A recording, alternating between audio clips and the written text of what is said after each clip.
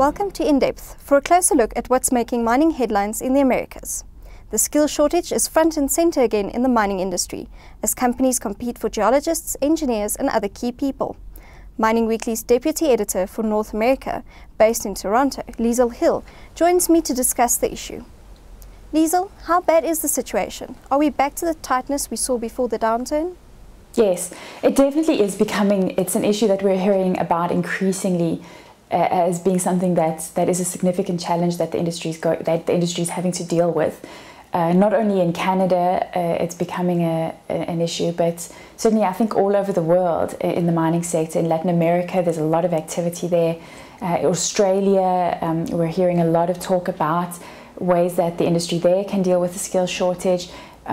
Just recently out of South Africa, there's been increasing talk about the issue down there. So certainly I think all over the world it is something that the sector is having to once again come to terms with and look at finding solutions for. Obviously, as you said, it was a big problem facing the industry, this being able to find skilled workers that they needed for especially high demand disciplines or professions, the geologists, the technical people and so on. But obviously things did ease a bit during the downturn. And now obviously with the projects being built, the properties being explored, mines being expanded, and really the industry is just sort of running at full tilt.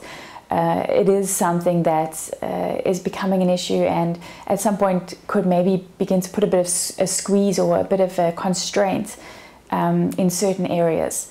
And then of course we had that period, obviously during the downturn, things did ease up when the activity in the mining sector slowed.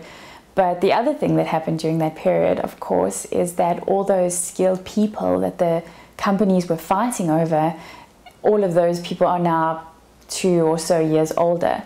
And so for the older skilled people, the ones getting closer to retiring age, then that also begins to come into play of how many people there actually are in that available labor pool.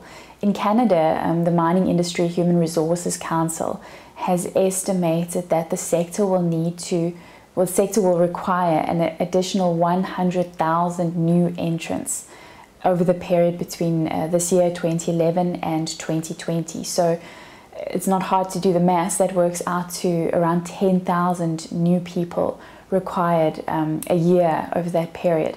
And in fact, they say that those calculations, those numbers were actually run based on conservative growth estimates for the industry. So if the growth in the activity were to continue at the pace that we're seeing at the moment, that required number could actually be closer to somewhere around 140,000 people that are required in the sector. So certainly it is a big challenge for the industry. Just listening to people, obviously a lot of it is anecdotal and people's experiences, but the general impression does seem to be that we are at least back to the same situation, the same severity of the shortage of skills in the sector that the industry was seeing before the downturn. Are salaries responding to this increased demand for skilled people? Well, mining is already one of the highest paid industrial sectors in Canada. It's second only to oil and gas. And certainly for those people that have those high demand skills, they will be able to, and they are being able to, demand a premium from companies. And especially I think there are while there's the general demand and kind of tightness in the availability, there are certain pockets and regions where there is even more activity and things really are becoming extremely tight. And so I think in those regions, and not only that, but the particularly high demand skills, your geologists especially, those people are being able to as someone said to me, become price makers rather than price takers. But that said, one thing I would add is that while the salaries are rising, and we're also seeing the salaries that the first salaries that graduates are getting, we're seeing those offers also edging up. But I think the human resources side is not rising maybe quite as much as other elements in the industry. You know, cost inflation is something we hear a lot about. And so things like services, your drilling contractors and so on, and then of course equipment.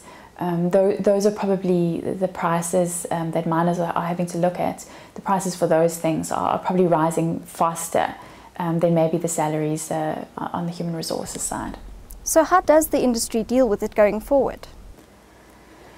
Well, the obvious, it's a bit disingenuous, but the obvious solution is for the industry to attract and train more new entrants. Obviously that's it's not that easy in the numbers that it's going to require, and then of course these things take time to have the students trained and ready to get into the industry. And then of course they need experience. That a lot of companies are looking for experienced workers and people that have been out in the field. So I think definitely the industry companies are going to have to do more with less. They'll need to become more productive with the people that they do have. And then we're also hearing that firms are placing more emphasis on not only attracting but retaining the key people that they need. And you know, I think there is a lot of competition between companies. The miners and the juniors are poaching between themselves for these high demand skills. And then of course there's intense competition for the new graduates that are coming out of the mining schools. Thanks, Liesl. That's the show for today. Join us next week for more news and insight on mining in the Americas. I'm Chanel de Bruin for Creamer Media in Johannesburg.